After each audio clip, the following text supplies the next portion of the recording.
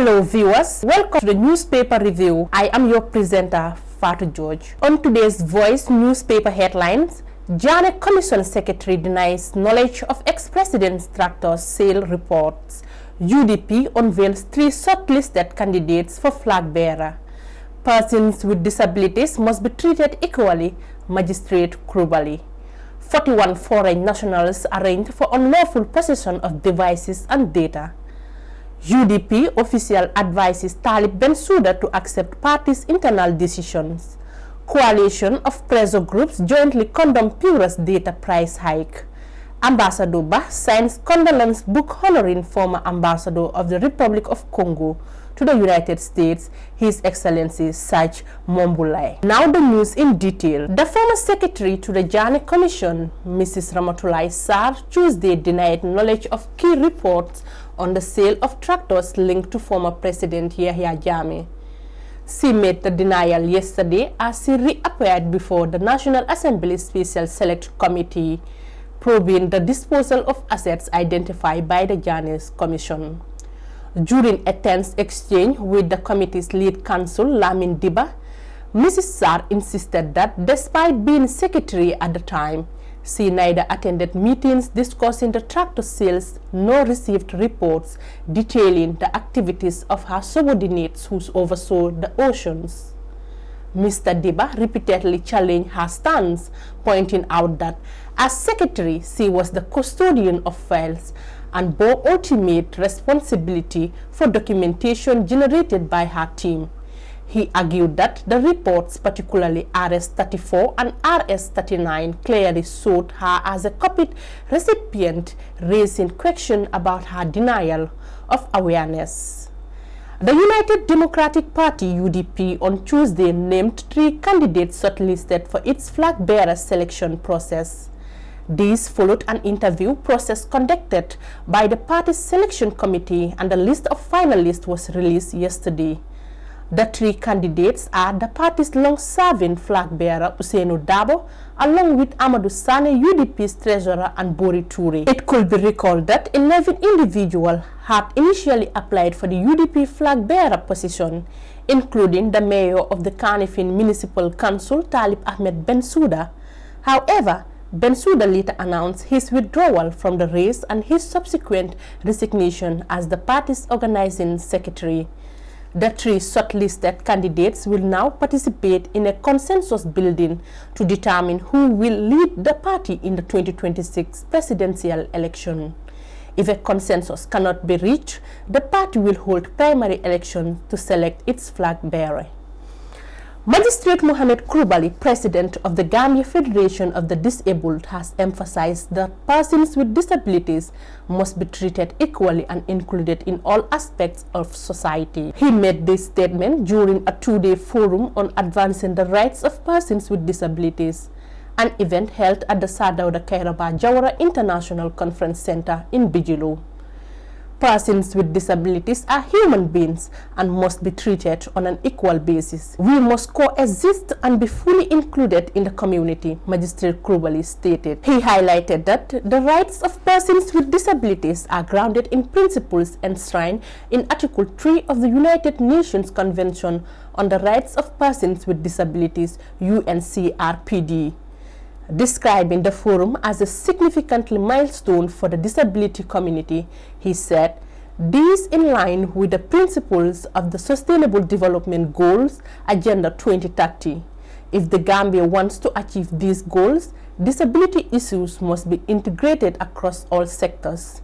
This places a responsibility on stakeholders to ensure the rights of persons with disabilities are respected and upheld." Emmanuel Diouf, chairperson of the National Human Rights Commission, NHRC, reiterated that the government's commitment to safeguarding the rights of persons with disabilities. He noted that the Gambia has ratified both the UNCRPD and, more recently, the African Union Protocol on the Rights of Persons with Disabilities. 41 foreign nationals, 5 Chinese and 37 Nigerians were on Monday, 8 September 2025 arraigned before the principal magistrate Anna O. Mendy of Brikama Magistrates Court in the West Coast region on 2 counts of offense. The charge sheet indicated 42 accused, but one of them was later struck out, leaving only 41, and the defense lawyer raised no objection to this.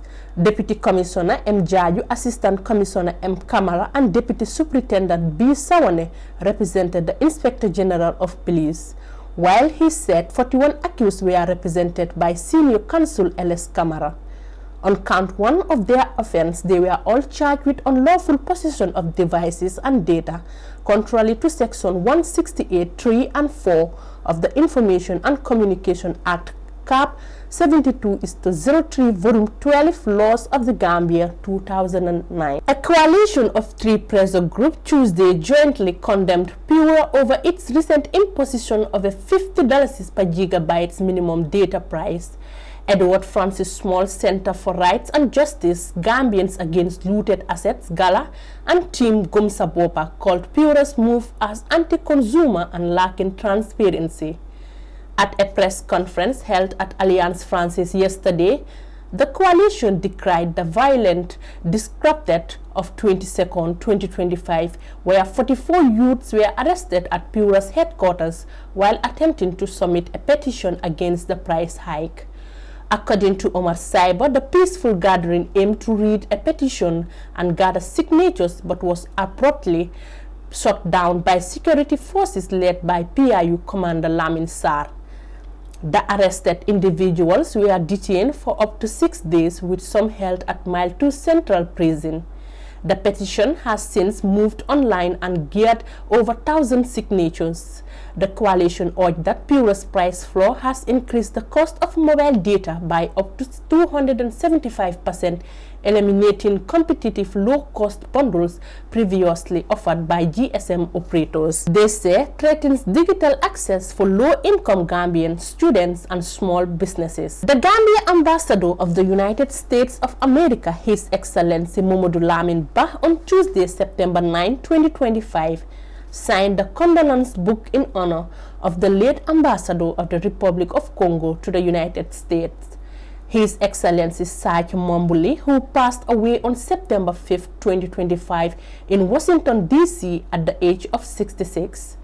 In his message, Ambassador Bah wrote, "On behalf of the Embassy of the Republic of the Gambia to the United States, the government and people of the Gambia, and on my own behalf, I extend sincere condolences to the government and people of the Republic of Congo and to the family of the deceased. Our dear brother and colleague, Ambassador Mombuli, demonstrated exceptional leadership as Dean of the African Diplomatic Corps.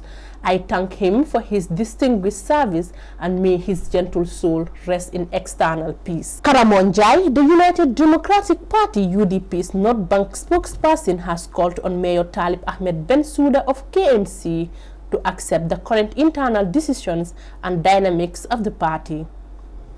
In an exclusive interview with The Voice newspaper on Tuesday, Jai advised Bensouda against acting on ill political advice driven by his popularity, warning that such a move could be detrimental to his political career. He urged that those encouraging Bensouda to form a new political party or run as an independent candidate are leading him towards political suicide. He also stated that the mayor's decision to break a previous promise he made has deepened existing misunderstandings within the UDP. He pulled a remarkable voter population in the past mayoral election, but he should acknowledge that most of his voters within the KMC are UDP sympathizers, Jai declared. He drew a parallel to the former president candidate Esambai Fall, who was also urged to run, saying, "We have seen how it ended." Jai further noted that Bensouda's vote count is significantly lower than that of Yankuba Dabo in the West Coast region, cautioning Bensouda not to be missed by selfish individuals. Restaurant owners in Kartong, located in the West Coast region, are raising serious concerns about a nearby Chinese fish meal factory and the poor condition of local roads. They claim these issues are negatively impacting their business, particularly those reliant on tourism. In an interview with The Voice newspaper, Musa Toure, assistant manager at Stala Restaurant, voiced his frustration, stating that The unpleasant and unhealthy odor from the fish meal factory is driving away tourists.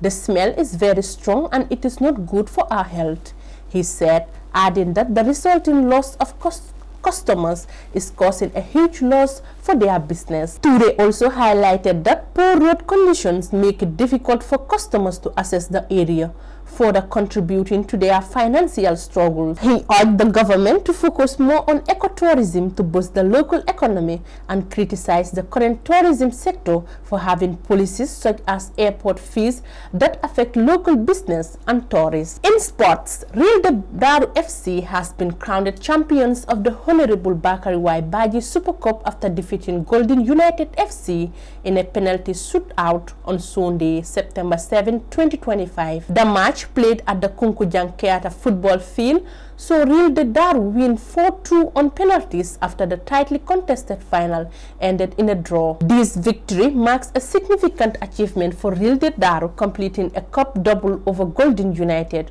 whom they also defeated in the league final last season.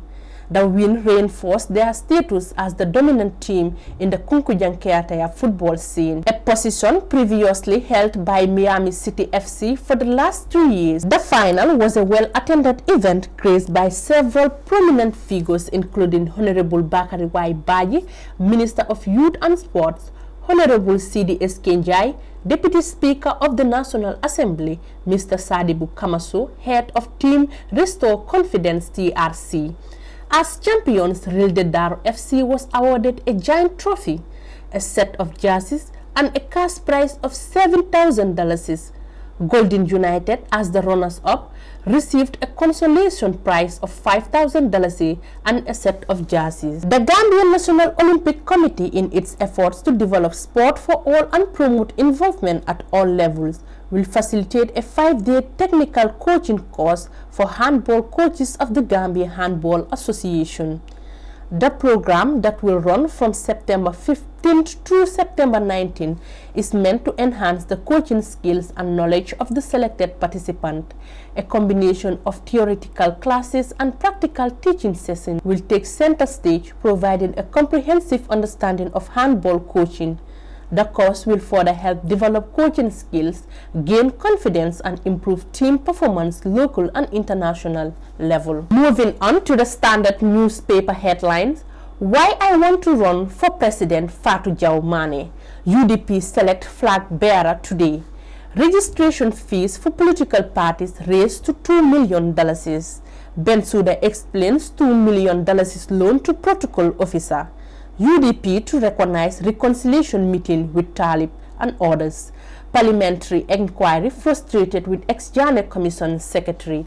Now the news in detail. In announcing her intention to run for president in 2026, renowned female journalist and activist Fatou Jaw Mane told the Standard yesterday that she is interested in taking care of the basic essential human needs that are taken for granted in most places in the world, but are daily struggles for the people of the Gambia. She said these include free health care and quality education for all. She further proclaimed that, being a woman herself, she will provide special monthly support for all women, mothers, and elderly persons if elected. FGM also outlined her policy on food self-sufficiency, stating she will ensure that farmers are empowered with modern equipment, training, fair markets, and subsidies. Fatou Jaw Mane also outlined her policy on food self-sufficiency, stating she would ensure that farmers are empowered with modern equipment, training, fair markets, and subsidies. She also vowed to protect the Gambia's waters from illegal and exploitative foreign fishing, ensure fish remain affordable and available to Gambians first, and provide modern equipment and fair support to local fishermen. Fatou Jaw Mane said every Gambian will have the right to own land and that village lands. Women's gardens and communal properties will be safeguarded to ensure no reckless sales of community lands to foreign interests. According to her, Gambians in the diaspora should be accorded the right to vote, and that those with dual citizenship are eligible to high offices in the Gambia. She finally voted to end mismanagement and public corruption, as well as reform and modernize the security sector with training, accountability, and professionalism. Continuing his testimony at the local government council of inquiry, KMC Mayor Talib Ahmed Bensouda yesterday said $2 million loan he gave to his protocol officer, Nurun Adams, was money from his private business and not from any accounts of the KMC. The commission wanted to know the source of the money, but Bensouda initially rejected the question, saying the matter is a private affair which has nothing to do with the KMC. However, the commission chairperson convinced him that the issue is relevant to the inquiry, that it is important the source of the money be disclosed, since as mayor he is holding a public office. We are asking because going by the regulations, council members have the power to authorize payments, and going by the financial manual, the mayor has the power to authorize payments, and Mr. Dean is also a staff of the council, lead council Gomez told the mayor. I object to that. I don't think I have powers to authorize payments, and this is not a matter connected to the council unless you can show me evidence where I took money from council into my account and give it to Mr. Dean. I have investments and my own business. I do philanthropy too, so I don't think that is connected, Bensouda replied. The United Democratic Party, UDP, is set to embark on a reconciliatory mission aimed at healing internal rifts and presenting a united front ahead of the crucial presidential contest in 2026. At the center of this initiative is the planned reconciliation with the influential former executive committee member and political heavyweight Mayor Talib Ahmed Bensouda and other key party members whose recent disagreement have threatened the party's cohesion. These talks are expected to address not only personal misunderstandings but also deeper strategic disagreements about the party's future direction, leadership roles, candidate nominations, and policy priorities. UDP, which has historically been one of the most prominent opposition parties in the Gambia, faces fresh challenges as it prepares for intensified competition in upcoming electoral cycles. Asked how the party intends to approach the controversy surrounding its former National Organizing Secretary Talib Bensouda and others, Lamin Mane, the UDP Deputy Secretary External Affairs, said the party leadership will prioritize dialogue meetings designed to pride divides and recalibrate its strategies for the national elections. The lead counsel of the National Assembly Special Select Committee investigating the disposal of assets seized by former President Jammeh yesterday threatened former Jammeh Commission Secretary Ramusal with contempt charges after another day of frustration from her alleged unwillingness to provide answers to questions. The witness previously testified on Monday when she claimed not to be certain about all things she was asked to clarify. However, yesterday, lead counsel Diba was tough and warned the witness that her attitude of "I was not there," etc. will not be accepted. The focus of the day at the inquiry was the disposal of 186 tractors seized from Jammeh's estate. The committee has observed significant discrepancies in the occasion revenues from the first phase involving 43 tractors, which generated $10.5 million, and the second phase with more than double the number of tractors, yielding only $13 million. The National Assembly yesterday voted to amend a clause in the election bill to increase the fees for the registration of a political party from $1 million to $2 million. The current law obliges parties to deposit $1 million to the Independent Electoral Commission to enable them to be registered. But yesterday, the Assembly voted 12-5 to increase it to $2 million. According to the Assembly's Committee on Human Rights, the recommendation to increase the fees was made by the IEC. Before taking votes, a number of lawmakers in the ruling National People's Party, NPP, supported the increment, urging it is reasonable. Member of Niani Amadou Kamara opined that even though Gambia is a democratic state, we cannot be having hundreds of parties in our democratic space. Member of Upper Fuladu Bakari Kora agreed, urging that registering a political party should not be a child's play, recommending the fees to be increased to $4 million instead. Majority Leader Billy G. Tunkara also welcomed the increment, saying it is in line with the current realities. Nominated member Keba Lang Fofana threw echoed support for the increase, arguing that political parties are not small businesses. They are a government in one thing. In this country today, certain parties only bear the name and are only out for business. The law must be a safeguard to ensure anyone who wishes to form a political party is genuine. I think we should raise the bar. You cannot form a party for business or fundraising, Fofana said. However, Fonyi Bintang Nam Bakari Baji, who is aspiring to contest in the 2026 presidential election, condemned the move and urged his colleagues to maintain the fees at $1 million.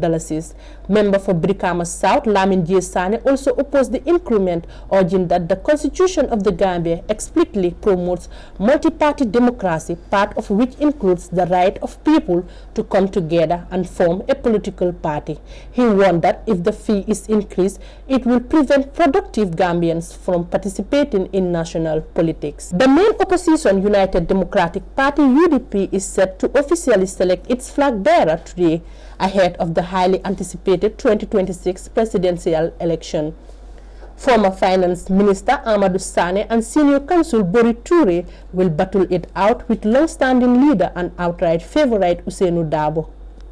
The three successfully passed both the Central Committee's interview and public vetting stages. The selection committee will today decide the candidate. This follows a robust application and vetting process that began on August 18, 2025 and ended September 2, 2025 with multiple aspirants vying to lead the opposition party against the incumbent and other contenders.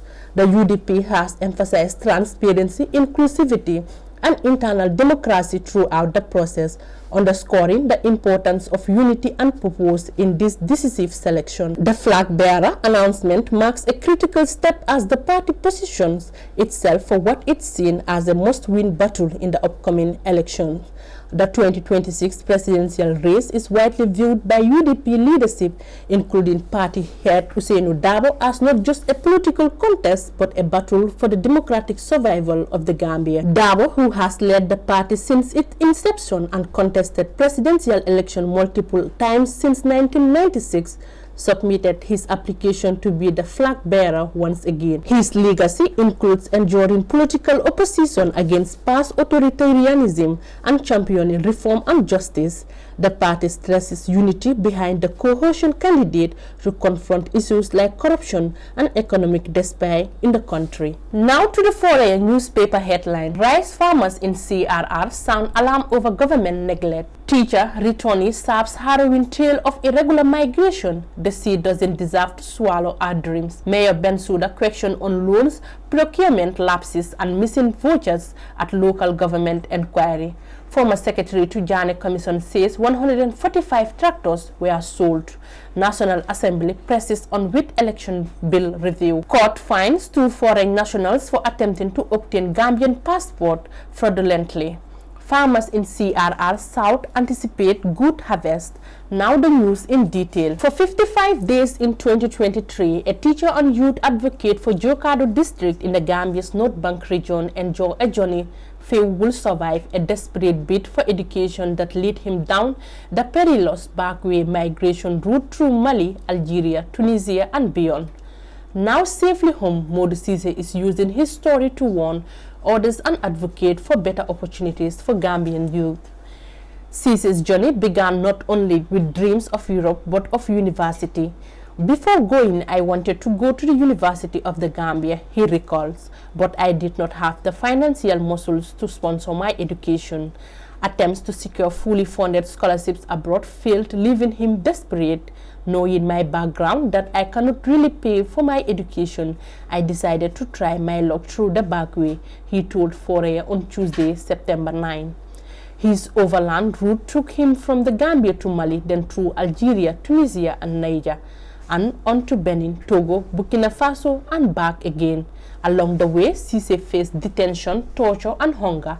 He was held without food or water for days in Algerian and Tunisian detention centers and nearly died of starvation in the Sahara Desert. The despondent migrants' journey ended not in Europe, but in a moment of clarity among thousands of suffering migrants. I regretted embarking on the journey not because I failed, but because I saw so much people suffering. Had I had opportunities at home, it wouldn't have gone like this, he stressed. Rice farmers in Jahale and Pachar swamps of the Central River region south have raised serious concerns over what they describe as a lack of government support, attributing it to the drastic failure of the previous cropping season. The local farmers, primary subsistence producers, allege that the government's attention is skewed toward private investors and large-scale projects, leaving them with minimal assistance. Many recall a time when they slowly relied on their own harvest for food and income. Today, they are forced to consume imported rice, which they jokingly once called smelly, but now have no alternative. We now pay more but harvest less, several farmers lamented, criticizing private investors for inflating the cost of farm services, challenges with harvesting and equipment. Yerom Balo, a farmer from Kerewan Sambasri, highlighted the persistent difficulties with harvesting. The saddest thing is, irrespective of your total harvest, one has to account for a total of 8 bags of rice per plot harvested by a harvester, he explained. As the country grapples with the balance between private projects and smallholder subsistence farming, the voices of these farmers underscore a crucial question. Will government policies genuinely support local rice producers, or will they continue to be sidelined? A Sierra Leonean woman and a Malian man were each fined $2,000 or in default sentenced to 1 year in prison after pleading guilty to attempting to acquire Gambian passports through deception. The cases were heard before Principal Magistrate Mohamed Krubali of the Banjul Magistrates Court. In the first case, Aissatou Bari, a Sierra Leonean, was charged with presenting a false Gambian birth certificate and biometric ID card and a biometric passport processing center on July 8, 2025. When questioned by an interview panel about supporting parental documents, she admitted she had none in the Gambia, raising suspicions.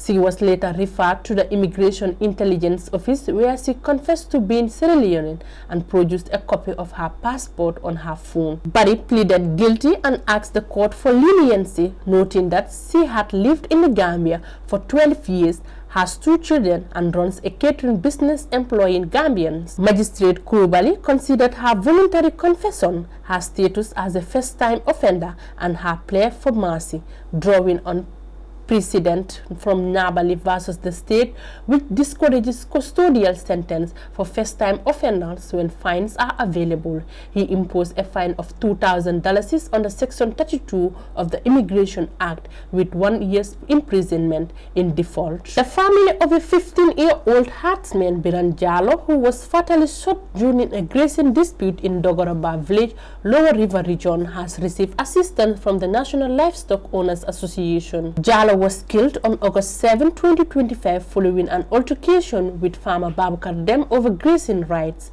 Alongside fellow herdsman Nani Bah, Jallo reportedly refused to move their cattle from an area approximately 15 meters from Dem's farmland. Dem opened fire and a subsequent search confirmed Jallo's death. An examination revealed he died from massive internal bleeding caused by multiple close-range gunshot wounds, with 29 pellets recovered from his body. The late herdsman's body was released to the family for burial in Sere Omar, Central River region. Dem later confessed to the killing and was taken into custody with a case file opened by the Gambia Police Force as of August 25. The public relations officer of the Gambia Police Force, Cadet Assistant Superintendent Modu Musa Sisawo, on Tuesday 9 September 2025, reported the arrest of a suspect for possession of firearm in Bulfoot. The police anti-crime unit in Bulfoot on Tuesday, September 9, 2025, arrested Lamin Sawo, 38 years old Gambian businessman residing in Salaji, for possession of a 9mm Walter pistol, with 9 rounds of ammunition, 5 used, 4 unused, he said. PRO Sisawa said the arrest followed an informant's report of gunshots and threatened behavior at the suspect residence. Upon arrival, officers discovered empty cartridges and recovered the firearm from inside the suspect's room. The suspect admitted ownership of the weapon but denied firing it, claiming he found the weapon hidden and kept it for personal use. He remains in custody as investigation continued, he noted. In sports, the Gambia Scorpions Tuesday defeated the Swallows of Burundi 2-0 in the 8th round of the 2026 FIFA World Cup qualifiers in a game played at the Nyayo National Stadium in Kenya.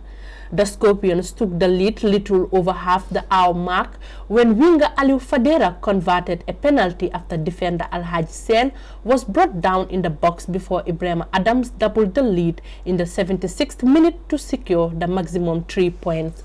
With the win, the Scorpions moved to third in the group, joined 10 points with the Swallows, but the former have a better goal difference. The Gambian National Olympic Committee, in its efforts to develop sports for all and promote involvement at all levels, will facilitate a 5-day technical coaching course for handball coaches of the Gambia Handball Association. The program, that will run from September 15th to September 19th, is meant to enhance the coaching skills and knowledge of the selected participants.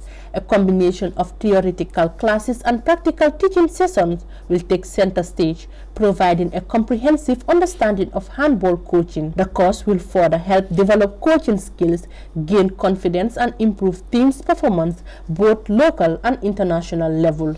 The opening ceremony of this event is scheduled for September 15, 2025 at Seaview Garden Hotel at 10 a.m. This is all we have for you in our today's newspaper review. Do stay tuned for more newspaper review, and please don't forget to subscribe, like and share. I remain your presenter, Thdtv.